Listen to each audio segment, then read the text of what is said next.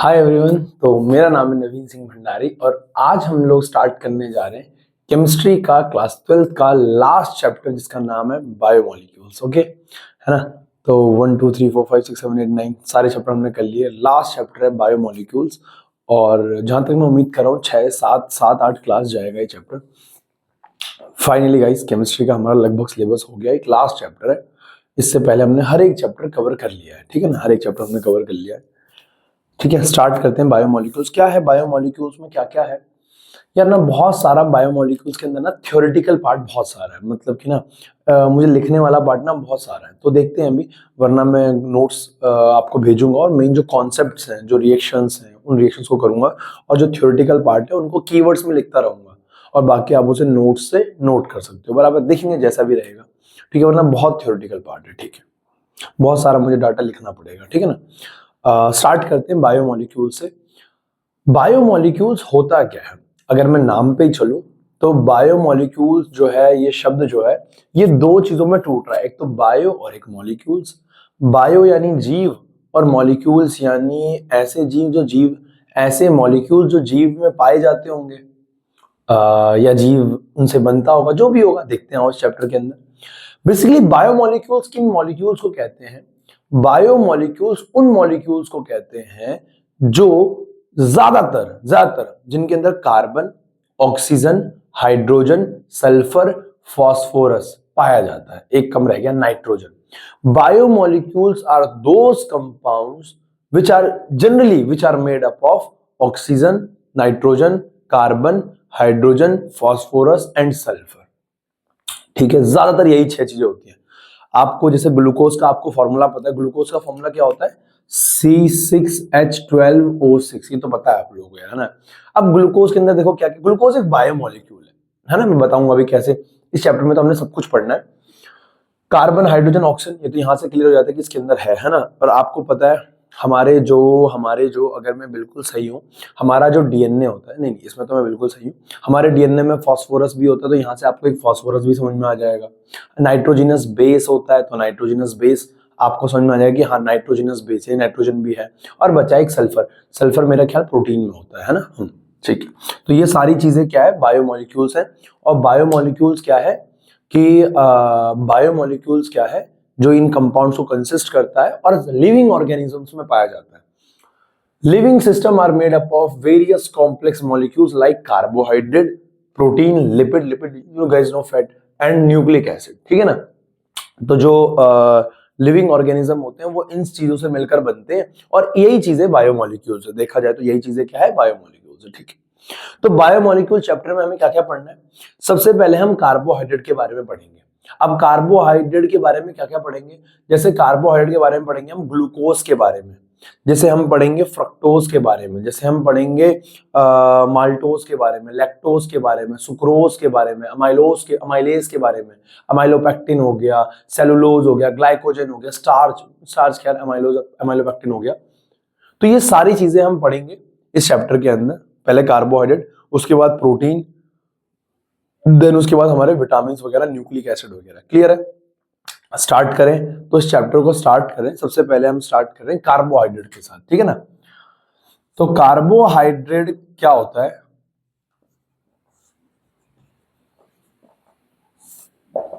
क्या होता है भाई कार्बोहाइड्रेट? सबसे पहले जो कार्बोहाइड्रेट की डेफिनेशन दी गई, एक second guys, okay my sister. तो सबसे पहले क्या डेफिनेशन दी गई कार्बोहाइड्रेट की? कार्बोहाइड्रेट को पता है क्या बोला गया? Hydrates of carbon. Hydrates of carbon, ये कार्बोहाइड्रेट की ना सबसे पहले डेफिनेशन दी गई कि carbohydrates are the carbohydrates, carbohydrate carbon के hydrates, carbohydrates are defined as hydrates of water. यानी मैंने कहा समझाओ जरा, कुछ समझाओ। तो इन्होंने हमें समझाया कि ना ऐसा होता है कि जो ये कार्बोहाइड्रेट्स होते हैं ना, ये ऐसे होते हैं,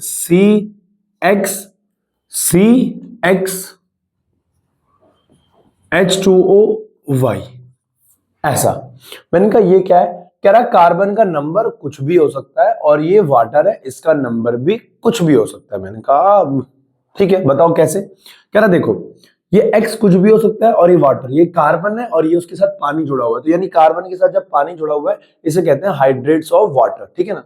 तो मैंने कहा एग्जाम्पल दो भाई, तो इन्होंने एग्जाम्पल दिया।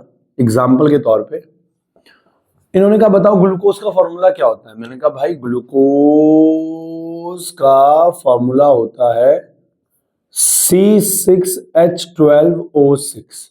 कह रहा बिल्कुल सही बात है, C6H12O6 इसको मैं ऐसे नहीं लिख सकता।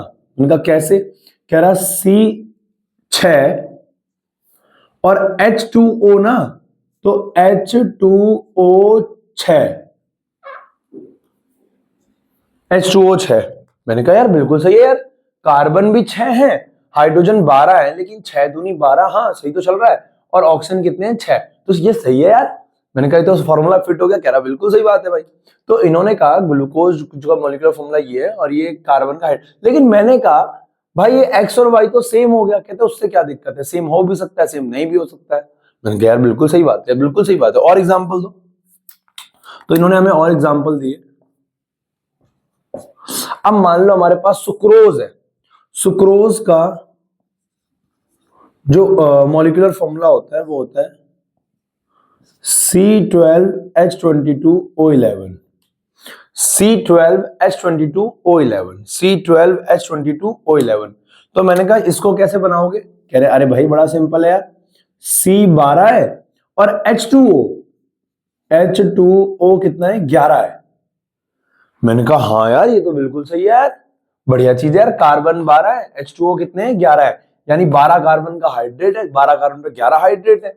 ये 11 दूनी 22 और ये कितना हो गया 11O, 11 दूनी 22 और ये 11O। मैंने कहा सही बात है यार। कहते हाँ। मैंने कहा और दो। कहता यार देखो यार ज्यादा तो नहीं बन पा रहे यार। मैंने कहा मतलब, कह रहा यार एक्सेप्शन आ जा रहे। मैंने कहा मतलब, कह रहा देखो मैं तुम्हें एक बात बताता हूँ। मैंने कहा बता दे भाई, बता दे बता दे।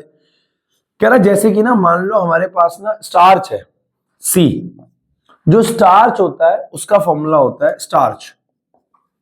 Starch you guys know, plant का स्टोर्ड फूड स्टार्च होता है, हाँ यस यस वही स्टार्च। तो स्टार्च जो होता है वो क्या होता है C5H12, सॉरी मैंने C5, हाँ H12O6, C12H5, sorry C6H12O5, sorry guys, sorry मैं कह रहा गलती क्या हो रही है, N।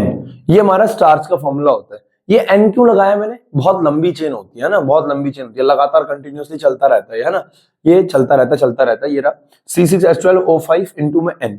अब मैंने कहा इसको बना के दिखाओ, इसको बना के दिखाओ। ये N एक बार के लिए भूल भी जाओ, लेकिन ये 6 कार्बन है, 12 हाइड्रोजन और ये 5 है, आ ही नहीं सकता, क्योंकि अगर तुम H2O को 5 करोगे, 5 करोगे यहाँ पे, कार्बन तो चलो 6 कर दिया, तो 5 दूनी 10 हो जाएगा, बिल्कुल सही है, हाइड्रोजन 10 हो जाएगा, लेकिन ऑक्सीजन तो 5 हो जाएगा लेकिन हाइड्रोजन 10 हो जाएगा। और अगर तुम 6 लगाओगे तो हाइड्रोजन 12 हो जाएगा लेकिन ऑक्सीजन 6 हो जाएगा, तो आएगा ही नहीं। तो भैया हम इसको रिप्रेजेंट नहीं कर सकते, इसको रिप्रेजेंट नहीं कर सकते। मैंने कहा हाँ यार, मतलब सारे जो ये होते हैं ना कार्बोहाइड्रेट, उनको इस जनरल फॉर्मूले से रिप्रेजेंट नहीं कर सकते। तो मैंने कहा ये तो गलत बात है यार। कह रहे हाँ यार ये नुकसान है। एक और नुकसान था इसका, वो ये था, इसके बाद लिख देना इसको एक्सेप्शन, ये सारे एक्सेप्शन ही हैं इसके। पहले मैं सी पॉइंट इसको ऐसे लिख देता हूं, एक्सेप्शन यहां लिखता हूं। अब इसका एक बहुत बड़ा एक्सेप्शन ये था, इसकी एक बहुत बड़ी समस्या ये थी कि हमारे पास क्या होता है, हमारे पास होता है भैया क्या, एसिटिक एसिड, जो कार्बोक्सिलिक एसिड होता है, कार्बोक्सिलिक एसिड। और कौन सा वाला, acetic acid also gets fit into general formula of glucose। जो ये ग्लूकोज का जनरल फॉर्मूला था CXH2OY, इसके अंदर इथेनोइक एसिड भी फिट हो गया। कैसे देखो, इथेनोइक एसिड का फॉर्मूला होता है CH3COOH, यही होता है। कितने कार्बन है? 2। कितने कार्बन है? 2, तो ये 2 हो गया C2। अच्छा H कितने हैं? 4। हो नहीं गया?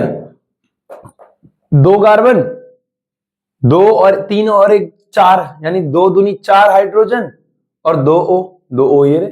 तो मैंने कहा भाई इस जनरल फॉर्मूले में तो ये भी फिट हो गया यार, इस जनरल फॉर्मूले में तो ये भी फिट हो गया। तो भैया इस वजह से हमने कहा नहीं भैया ऐसा नहीं है, जनरल फॉर्मूला एक के लिए होना चाहिए। कार्बोहाइड्रेट और कार्बोक्सिलिक एसिड बिल्कुल अलग अलग होते हैं, तुम ऐसे कैसे एक जनरल फॉर्मूला, और जबकि तुम्हारे सारे ग्लूकोज भी नहीं आ रहे हैं उसके अंदर, तो यार सारे ग्लूकोज भी नहीं आ रहे हैं उसके अंदर। हमने कहा ना इनसॉल्वे का इनसॉल्वे, तो हमने कहा भैया नहीं ये कार्बोहाइड्रेट की डेफिनेशन नहीं हो सकती। Carbohydrates are not the hydrates of water, carbohydrates are not only the hydrates of water. तो कार्बोहाइड्रेट की डेफिनेशन हमने फर्दर चेंज करी, इसको हमने गलत बोला, इसके अंदर एक्सेप्शन थे। इथेनोइक एसिड या मतलब जिसे हम एसिटिक एसिड भी बोलते हैं, वो भी इसके जनरल फॉर्मूले में क्या हो रहा था? फिट हो रहा था, बराबर है। फिर हमने कार्बोक्सिलिक एसिड की डेफिनेशन को चेंज किया, तो इसको आप नोट करिए, मैं आपको नई डेफिनेशन बताता हूं, जल्दी नोट कर लो भाई।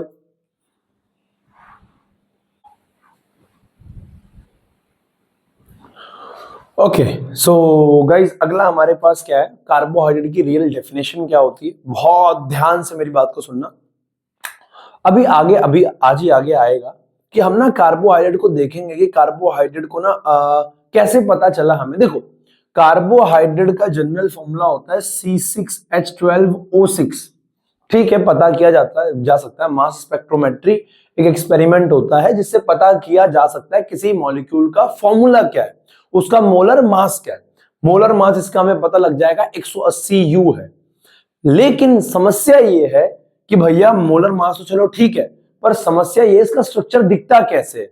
ये जो 6 कार्बन है कहीं ये ऐसे तो नहीं है कि 3 कार्बन ऐसे 5 कार्बन की ऐसे चेन हो और ये ऐसे हो, 4 की रिंग है और ये ऐसे है, या 6 कार्बन सीधे हैं, या 6 कार्बन रिंग फॉर्म में है, ब्रांच फॉर्म में, कैसे है? तो बात ये थी कि स्ट्रक्चर कैसे पता लगे, स्ट्रक्चर कैसे पता लगे। तो हमने जब स्ट्रक्चर अभी अभी हम देखेंगे का ग्लूकोज का स्ट्रक्चर हम देखेंगे कि डिस्कवरी कैसे हुई, कैसे पता चला हमें कि जो ग्लूकोज होता है उसमें 6 कार्बन कैसे लगे हुए होते हैं, कार्बन के अलावा क्या क्या है, वो जो OH है 12 जो हाइड्रोजन और 6 जो हमारे पास ऑक्सीजन है वो कैसे लगे हुए हैं, बराबर है ना। तो उसके बेसिस पे हमने कार्बोहाइड्रेट को डिफाइन किया। हमने क्या बोला कार्बोहाइड्रेट को? Carbohydrates are defined as optically active. What is optically active? Optically active आपको पता होगा, नहीं भी पता तो अगली क्लास का टॉपिक है हमारा ऑप्टिकल आइसोमेरिज्म को मैं दोबारा यहां पढ़ाऊंगा, जो मैंने आपको कोऑर्डिनेशन कंपाउंड में बताया था, है ना, डेक्स्ट्रो एंड लीवो रोटेटरी। वो बहुत ब्रीफली मैं दोबारा कल अगली क्लास में एक्सप्लेन करूंगा। ऑप्टिकली एक्टिव का मतलब क्या होता है? ऑप्टिकली एक्टिव का मतलब होता है जो ऑप्टिकल आइसोमेरिज्म दिखाएंगे, जो प्लेन पोलराइज लाइट को चाहे क्लॉकवाइज चाहे एंटी क्लॉकवाइज रोटेट करते हैं जो सॉल्यूशन, उनको क्या बोलते हैं? Optically active.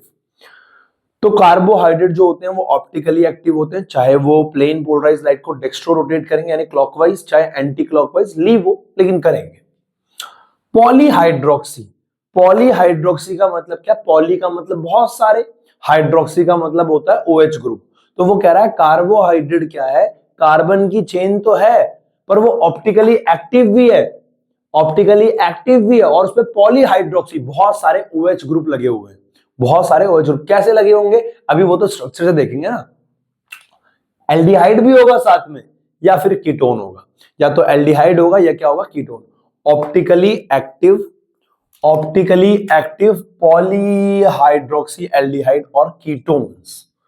बात समझ में आ रही है? हाँ या ना? तो इस तरीके से हम कार्बोहाइड्रेट को डिफाइन करते हैं, या फिर उन कंपाउंड्स को जो ये चीज देते हैं टूटकर हाइड्रोलाइसिस से। देखो मैं समझाता हूं, देखो जैसे हमारे पास क्या है? सुक्रोज है, सुक्रोज एक कार्बोहाइड्रेट होता है, स्टार्च एक कार्बोहाइड्रेट होता है। ये टूटकर क्या बनाते हैं? ये टूटकर बनाएंगे ग्लूकोज, फ्रक्टोज वगैरह बनाएंगे, तो ये भी क्या है? कार्बोहाइड्रेट ही है। तो मैं कहना चाह रहा हूं ऐसे कंपाउंड जो टूटकर ऐसी हाइड्रोलाइसिस यानी पानी की प्रेजेंस में ऐसी यूनिट्स देते हैं, उनको हम कार्बोहाइड्रेट कहते हैं। जिनके पास optically active polyhydroxy aldehyde ketone है वो भी कार्बोहाइड्रेट है, और जो टूटकर ये दे रहे हैं वो भी कार्बोहाइड्रेट है। टेंशन मतलब इस डेफिनेशन को जब मैं सारी चीजें पढ़ाऊंगा, माल्टोज, सुक्रोज, फ्रक्टोज, ग्लूकोज, सब समझ में आ जाएगा अपने आप, बराबर है? ठीक है। Some carbohydrates which are sweet in taste are called sugar. कुछ कार्बोहाइड्रेट टेस्ट में मीठे होते हैं उन्हें क्या बोलते हैं? शुगर बोलते हैं। जैसे आपको पता है, जैसे ब्रेड है, ब्रेड को जब खाओ तो मुंह पे क्या आता है? एक मीठा मीठा सा टेस्ट आता है ना। ब्रेड को चबाना नहीं, अगर ब्रेड को तुम सिर्फ जीभ में रखो तो क्या होता है? एक स्वीट टेस्ट आता है माल्टोस के कारण, है ना। तो क्या है? शुगर है ना। तो जो शुगर, जैसे मिल्क है, मिल्क में अपना एक मीठापन होता है, बिना चीनी डाले भी उसमें मीठा होता है। मास्टर आप बिना चीनी डाले? हाँ, मैं बिना चीनी डाले पीता हूँ। तो मीठापन होता है उसके अंदर एक, है ना। तो the most common sugar use in our homes is sucrose. जो मोस्ट कॉमनली हमारे घर में शुगर यूज होती है वो तो सुक्रोज है, लेकिन जो मीठापन आता है वो लैक्टोज की वजह से आता है, दूध के अंदर। The sugar present in milk is known as lactose. Exam में एक एक नंबर का सवाल पूछ सकता है वो कि मिल्क के अंदर कौन सा शुगर होता है? Lactose. Carbohydrate are also called saccharides. Carbohydrate को हम क्या भी बोलते हैं? सैकेराइड्स। सैकेराइड्स का मतलब क्या होता है? शुगर होता है, ग्रीक वर्ड होता है, इसका मतलब होता है शुगर। ओके, एनसीईआरटी सामने खोल के रखो, देखो अभी मैं कुछ नहीं कर रहा हूँ, एनसीईआरटी बगल में पड़ी, उससे बस वही लाइनें बता रहा हूँ, वही लाइनें बता रहा हूँ। बात समझ में आ रही है? ठीक है, अब ध्यान से मेरी बात सुनो। कार्बोहाइड्रेट को हमने बांट रखा है, डिवाइड किया है 4 भागों में। On the basis of carbohydrates are divided, carbohydrates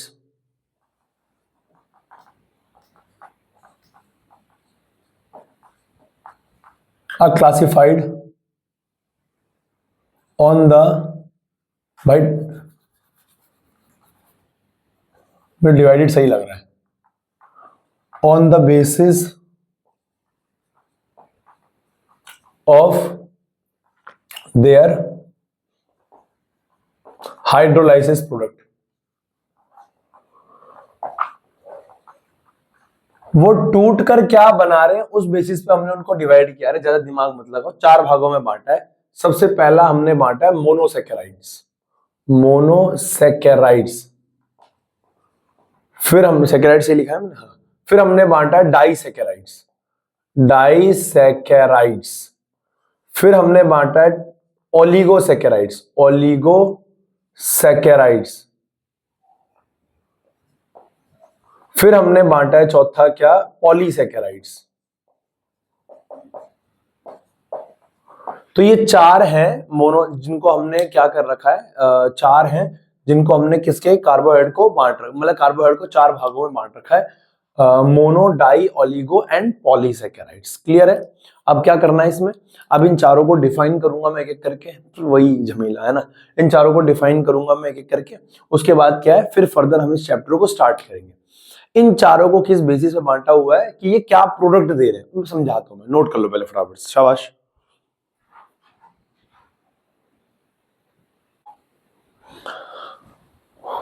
okay तो अगला जो हमारे पास यहाँ पे टॉपिक है, यहाँ पे हमने डिफाइन किया है किसको? हमने मतलब डिफाइन किया है monosaccharides, disaccharide, oligosaccharides and polysaccharides को।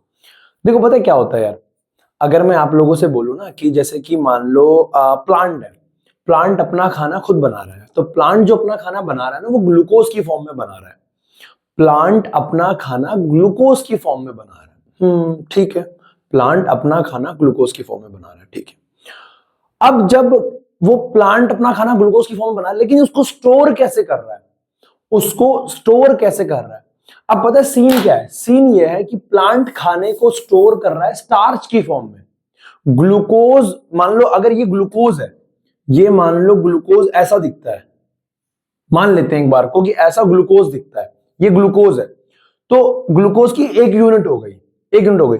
ग्लूकोज एक ऐसी चीज है जिसको और नहीं तोड़ा जा सकता, पर जैसे मान लो हमारे पास जो प्लांट अपना खाना स्टोर कर रहा है वो कर रहा है किसकी फॉर्म में? स्टार्च की फॉर्म में। अब स्टार्च में क्या होगा? बहुत सारे ऐसे और जुड़ेंगे, बहुत सारे ऐसे ग्लूकोज और जुड़ेंगे, बहुत सारे ऐसे ग्लूकोज और जुड़ेंगे। मतलब मैं कहना चाह रहा हूं ये बहुत सारे ग्लूकोज आपस में जुड़कर क्या बनाते हैं? स्टार्च बनाते हैं। क्या मेरी बात समझ में आ रही है? जैसे अगर मैं तुम्हें बोलूं जैसे सुक्रोज होता है, सुक्रोज के अंदर क्या होता है? जैसे मान लो सुक्रोज है, उसके अंदर क्या है? एक तो ग्लूकोज होगा सुक्रोज के अंदर, और एक होगा फ्रक्टोज। फ्रक्टोज मान लो मैं ऐसे बना रहा हूं फ्रक्टोज, तो ग्लूकोज और फ्रक्टोज के मिलने से बनता है सुक्रोज। क्या मेरी बात समझ में आ रही है? हाँ या ना? ग्लूकोज और फ्रक्टोज के मिलने से बनता है सुक्रोज। तो मैं एक बात कहना चाह रहा हूं कि जो कार्बोहाइड्रेट है ना उसको बांटा गया है कि उसमें कितने बंदे प्रेजेंट है, उसके अंदर कितने बंदे प्रेजेंट है, कितने नंबर ऑफ कार्बोहाइड्रेट के मॉलिक्यूल्स प्रेजेंट है, उसके बेसिस पे सबसे पहले हमने क्या करा, एक हम बोलते हैं मोनोसैकेराइड्स। मोनोसैकेराइड्स क्या होता है? मोनोसैकेराइड्स का मतलब होता है जिनको फर्दर और नहीं तोड़ा जा सकता। देखो सुक्रोज को तोड़ा जा सकता है ग्लूकोज और फ्रक्टोज में अलग अलग किया जा सकता है, लेकिन मोनोसैकेराइड्स वो होते हैं जिनको और छोटा नहीं तोड़ा जा सकता, वो सबसे सिंपलर फॉर्म में प्रेजेंट है। जैसे ग्लूकोज है, ग्लूकोज को और नहीं तोड़ा जा सकता। जैसे माल्टोज है, माल्टोज को तोड़ा जा सकता है, माल्टोज टूट जाता है ग्लूकोज और ग्लूकोज में, लेकिन ग्लूकोज नहीं टूटेगा, और छोटा नहीं होगा। फ्रक्टोज और छोटा नहीं होगा, वो राइबोज और छोटा नहीं होगा, हाँ या ना, गैलेक्टोज और छोटा नहीं होगा। मैं ये कहना चाह रहा हूं मोनोसैकेराइड्स क्या होते हैं जिनको फर्दर और छोटे कार्बोहाइड्रेट्स में ब्रेक नहीं किया जा सकता, यानी simpler units of carbohydrates are monosaccharides. A carbohydrate that can not be hydrolysed, जिसको और नहीं तोड़ा जा सकता, further to give simpler unit. ये खुद ही सिंपलर है, इनको और सिंपलर में नहीं तोड़ा जा सकता। Simpler unit of polyhydroxy aldehyde, polyhydroxy aldehyde और कीटोन, मतलब कि घूम फिरा के वो कार्बोहाइड्रेट कह रहा है, इज कॉल्ड अ मोनोसैकेराइड्स। हमने अब तक 20 मोनोसैकेराइड्स खोज लिए, 20 मोनोसैकेराइड्स हमने खोज लिए, जैसे कि ग्लूकोज हो गया, फ्रक्टोज हो गया, राइबोज, राइबोज सुना होगा आपने, डिऑक्सी राइबोज न्यूक्लिक एसिड, जो वो पेंटोज की शुगर है डीएनए के अंदर, वो भी कार्बोहाइड्रेट ही है ना। शुगर नाम से समझ में आ रहा है, पेंटोज शुगर है ना, pentose sugar, nitrogenous base, phosphorus, है ना, सुना होगा। तो 20 monosaccharides are known to occur in nature, ठीक है। Example glucose, fructose, ribose, galactose etcetera. Clear है? क्लियर। डाइसैकेराइड्स क्या है? डाइसैकेराइड्स हम उन कार्बोहाइड्रेट्स को कह रहे हैं जिनको दो फर्दर मोनोसैकेराइड्स में तोड़ा जा सकता है। उदाहरण के लिए समझाता हूं, देखो एग्जांपल के लिए, जैसे हमारे पास क्या है, माल्टोज है। माल्टोज आपको पता है, जब माल्टोज के अंदर पानी डालो ना, माल्टोज के अंदर पानी डालो तो ये टूट जाता है, हाइड्रोलाइसिस करने पे टूट जाता है ग्लूकोज प्लस ग्लूकोज में। मतलब भैया अरे दो ग्लूकोज है, ग्लूकोज के दो मॉलिक्यूल में टूट जाता है, यानी इसके अंदर दो मोनोसैकेराइड छुपे हुए हैं। उदाहरण के तौर पे बी, जैसे मान लो सुक्रोज है, सुक्रोज के अंदर पानी डालो तो सुक्रोज टूट जाता है, किसमें? सुक्रोज टूट जाता है हमारे पास ग्लूकोज प्लस फ्रक्टोज में। क्या भैया याद करना है? बिल्कुल करना है, चाटा मारूंगा। सुक्रोज जो है टूट जाता है ग्लूकोज प्लस फ्रक्टोज में, पर ग्लूकोज के अंदर पानी डालोगे ये नहीं टूटेगा, है ना। सी, जैसे लैक्टोज है, अरे ये आगे अभी आएगा, पूरी रिएक्शनों के साथ आएगा, ये इनके स्ट्रक्चर आएंगे। एनसीईआरटी के पन्ने पलटाओ तो सही, एक बार देखो तो सही, और मैं तुम्हें दावे के साथ कह रहा हूं उससे सिंपल कुछ नहीं है, चैप्टर सिंपल, बहुत सिंपल चैप्टर है। लैक्टोज टूट जाएगा ग्लूकोज प्लस गैलेक्टोज में। भाई गैलेक्टोज क्या होता है? तुझे ग्लूकोज पता है क्या होता है, तो फिर गैलेक्टोज में बकवास क्यों कर रहा है? बात समझ में आ रही है? तो ये ऐसे टूट जाएगा। तो ये होते हैं डाइसैकेराइड्स, है ना। A carbohydrate that gives 2 units of monosaccharide, जो 2 यूनिट्स देने उन्हें डाइसैकेराइड्स कहते हैं।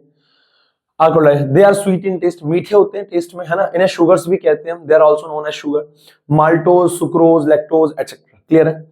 ऐसे ही एक ट्राइसैकेराइड्स भी होता है, पर वो हमें नहीं पढ़ना है। ट्राई मतलब जो 3 में टूट जाए, टेट्रासैकेराइड्स जो 4 में, पेंटासैकेराइड्स जो 5 में टूट जाए, पर ये सब नहीं, हम डायरेक्ट बोलते हैं ओलिगोसैकेराइड्स।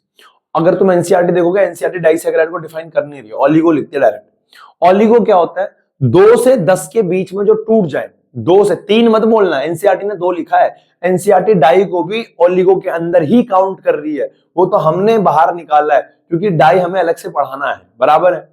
तो ओलिगोसैकेराइड्स क्या होते हैं? जो 2 से लेकर 10 के बीच में टूट जाए, 3 कार्बोहाइड्रेट में टूट गए, जैसे रेफिनोज है, ये एक ओलिगोसैकेराइड, बराबर है। तो जो 2 से लेकर 10 के बीच में टूट जाते हैं उन्हें क्या बोलते हैं? ओलिगोसैकेराइड्स। क्लियर है? पॉलीसैकेराइड्स क्या होते हैं बेटा? पॉलीसैकेराइड्स क्या होते हैं मैंने अभी बताया। जैसे पॉलीसैकेराइड्स क्या होते हैं बेटा? पॉलीसैकेराइड होते हैं कि पॉलीसैकेराइड्स होते हैं जो इनके अंदर n नंबर ऑफ क्या है, n नंबर ऑफ मोनोसैकेराइड छुपे हुए होंगे, n नंबर ऑफ, बहुत सारे, है ना। जैसे स्टार्च हो गया, स्टार्च एक पॉलीसैकेराइड है। जैसे हमारे पास क्या हो गया, सेलुलोज हो गया, सेलुलोज एक पॉलीसैकेराइड है। हम लोग खाना खाते हैं, हमारा जो खाना स्टोर होता है मसल्स के अंदर, हमारी मसल्स के अंदर, लीवर के अंदर, आपको पता है किसकी फॉर्म में, ग्लाइकोजन की फॉर्म में। वो ग्लाइकोजन पॉलीसेकेराइड है। वो ग्लाइकोजन क्या है, पॉलीसेकेराइड। बहुत सारे ग्लूकोज के मॉलिक्यूल आपस में मिलेंगे, हाँ ना, और एक स्टोर हो जाएंगे बॉडी में, किसकी फॉर्म में, ग्लाइकोजन की फॉर्म में। तो एग्जांपल क्या होगा इसके, सेलुलोज, स्टार्च। सेलुलोज जानते हो ना प्लांट के अंदर, starch stored food, glycogen stored food. तो पॉलीसेकेराइड दरअसल है क्या ना, जो चीजें हमें स्टोर करनी है ना न्यूट्रिशन की फॉर्म में, वो पॉलीसेकेराइड्स है। स्टार्च, ग्लाइकोजन, ऐसे याद रखना। Polysaccharides carbohydrate which yield a large number of monosaccharide units on hydrolysis. जो हाइड्रोलाइसिस में बहुत सारे नंबर थे, उन्हें क्या बोलते हैं, polysaccharides. Are not sweet in taste. Exam में एक नंबर का सवाल आ जाएगा कि कौन टेस्ट में स्वीट नहीं है, तो पॉलीसेकेराइड स्वीट नहीं है। वो ऑप्शन देगा तुम्हें कौन, glucose, maltose, lactose and cellulose. कौन टेस्ट में स्वीट नहीं है, सेलुलोज, क्योंकि सेलुलोज क्या है, पॉलीसेकेराइड है। अच्छा सवाल बन सकता है भाई, बराबर है। Polysaccharide are also known as non sugar. जब स्वीट नहीं है तो क्या बोलेंगे, नॉन शुगर ही बोलेंगे इनको, बराबर है। अरे हाँ या ना, रफ कर दूं इसको, समझ गए। अब हमें क्या करना है, हमें इन्हीं के बारे में पढ़ना है। हमें एक एक करके स्ट्रक्चर देखना है, ग्लूकोज का, फ्रक्टोज का, गैलेक्टोज का। फिर हमें देखना है माल्टोज, सुक्रोज, लैक्टोज। फिर हमें देखना है स्टार्च में भी दो। फिर हमें देखना है स्टार्च में, फिर ग्लाइकोजन में। क्लियर है, हाँ है ना। स्टार्ट करें, ओके ओके, फटाफट इसको नोट कर लो, आगे बढ़ रहे हैं।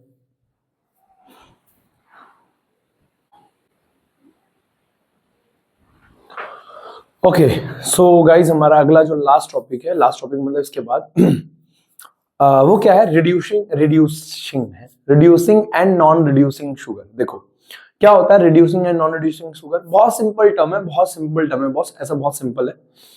रिड्यूसिंग शुगर और नॉन रिड्यूसिंग शुगर, एक तो पता है क्या यार, बच्चा ये ना लिखने में ना, नहीं मतलब ऐसे लिखने में ना बहुत समय जाता है इसमें, थोड़ा ना 30 मिनट तक इसमें लिखने में चला जाता है साला, समस्या ही है। देखो reducing and non reducing sugar, क्या होता है reducing and non reducing sugar. देखो रिड्यूसिंग शुगर उन्हें कहते हैं जो टॉलरेंस, जो रिड्यूस हो जाए, बात जो रिड्यूस कर दे, सॉरी, जो रिड्यूस करता है किसको, फेलिंग सोल्यूशन। और मैं पता है बचपन में बड़ा कंफ्यूज होता था रिड्यूसिंग शुगर में, मैं रिड्यूसिंग शुगर सोचा जो रिड्यूस हो जाए, नहीं नहीं नहीं, जो खुद ना हो जाए, जो रिड्यूस कर दे, फेलिंग सोल्यूशन को, टॉलरेंस टेस्ट को रिड्यूस कर दे। दूसरे को कर रहा है तो खुद ऑक्सीडाइज होगा, खुद क्या होगा, ऑक्सीडाइज। तो मैं ये कहना चाह रहा हूं, those carbohydrate which reduces Fehling solution and Tollens reagent, जो फैलिंग टेस्ट टॉलरेंस रिएजेंट को रिड्यूस कर दे, उन्हें हम रिड्यूसिंग शुगर कहते हैं, है ना।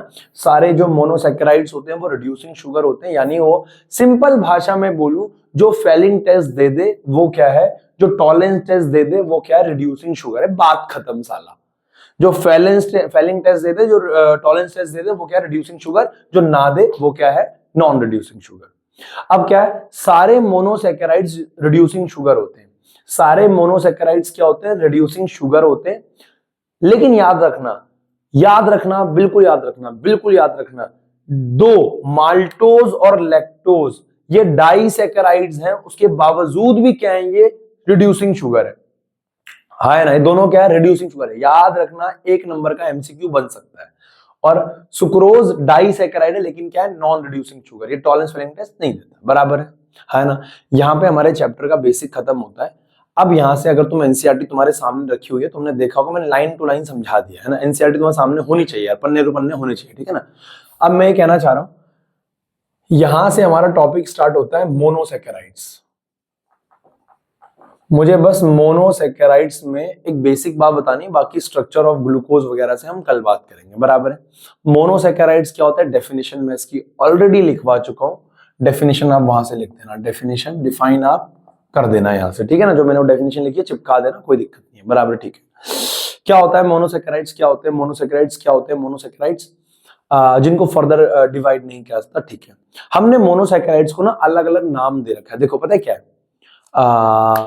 ये सॉरी कार्बोहाइड्रेट्स को हम पॉलीहाइड्रोक्सी एल्डिहाइड या पॉलीहाइड्रोक्सी कीटोन क्यों कहते हैं, क्योंकि ना कार्बन की चेनें होती है कार्बोहाइड्रेट, और उनपे बहुत सारे OH ग्रुप लगे हुए होते हैं, बहुत सारे। देखो यार, अभी ग्लूकोज का स्ट्रक्चर अभी तुम्हें नहीं पढ़ाया गया है, अभी ग्लूकोज का स्ट्रक्चर तुम्हें नहीं पढ़ाया गया, पर मैं एक बात बता रहा हूं कि ग्लूकोज ऐसा दिखता है, देखो ऐसा, CHO एल्डिहाइड, एक कार्बन, दो कार्बन, तीन कार्बन, चार कार्बन, पांच, एक दो तीन चार पांच छह, है ना। CH2OH, OH, OH, H, OH, H, OH, H, H। Glucose ऐसा दिखता है भैया, ये क्या बला है? कार्बोहाइड्रेट देखो क्या है, बहुत सारे देखो OH ग्रुप नहीं लग रखे, इसीलिए इसका नाम क्या है, पॉलीहाइड्रोक्सी। पॉलीहाइड्रोक्सी, देखो OH ग्रुप, 5 तो OH ग्रुप लगे, पॉलीहाइड्रोक्सी, बहुत सारे। एल्डिहाइड, पॉलीहाइड्रोक्सी या तो एल्डिहाइड होगा या कीटोन होगा, जैसे फ्रक्टोज है, ये ग्लूकोज है। फ्रक्टोज ऐसा दिखता है, CH2OH, C double bond O, CH, COH, COH, CH2OH, H, sorry हाँ H, इधर आ गया OH, बस ये ऐसा दिखता है फ्रक्टोज। ये ग्लूकोज है, फ्रक्टोज है। तो ये क्या है, इस पे एल्डिहाइड लगा हुआ है, इस पे क्या लगा हुआ है, कीटोन लगा हुआ है, और बहुत सारे क्या है, OH ग्रुप लगे हुए हैं। तो इसीलिए इनको क्या बोला जाता है, इसका स्ट्रक्चर कैसे आता है वो मैं अभी बताऊंगा, आगे बताऊंगा भाई। पर एक बात बता रहा हूं मैं, वीडियो चल रही है ना, यस ठीक है। तो मोनोसैकेराइड्स को हमने ऐसे ही बहुत सारे में बांटा। अब देखो ऐसा ग्लूकोज जो है वो 6 कार्बन में होता है, कुछ ऐसे मोनोसैकेराइड्स जो 3 कार्बन के भी होते हैं। तो मैं यहां बता रहा हूं some different monosaccharides.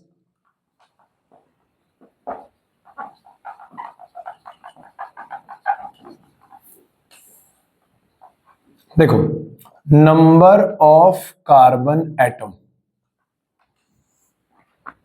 General term,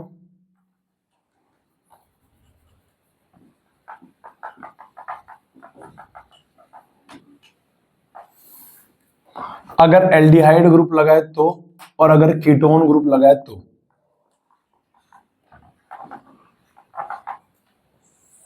बहुत सिंपल है बेटा, बहुत सिंपल है। देख मैं ये कहना चाह रहा हूं, अगर मान ले नंबर ऑफ कार्बन 3 है, 3 से स्टार्ट होता है मोनोसैकेराइड्स, अगर नंबर ऑफ कार्बन 3 है तो 3 को बोला जाता है ट्राइओज। ट्राइओज, जैसे ग्लूकोज है, ग्लूकोज में कितने कार्बन है, 6। जैसे मैं तेरे को एक बात बताता हूं, देख 3 4 5, मिटा रहा हूं मैं इसको हल्का सा, 6, देख 4 5 6, है ना। जैसे ग्लूकोज है, अरे यार ये ग्लूकोज है, इसका स्ट्रक्चर मैंने कल पढ़ाना है यार, मैं थप्पड़ मारूंगा यार। ग्लूकोज है, ये फ्रक्टोज है, देखो फ्रक्टोज है। ग्लूकोज में कितने कार्बन है, 6।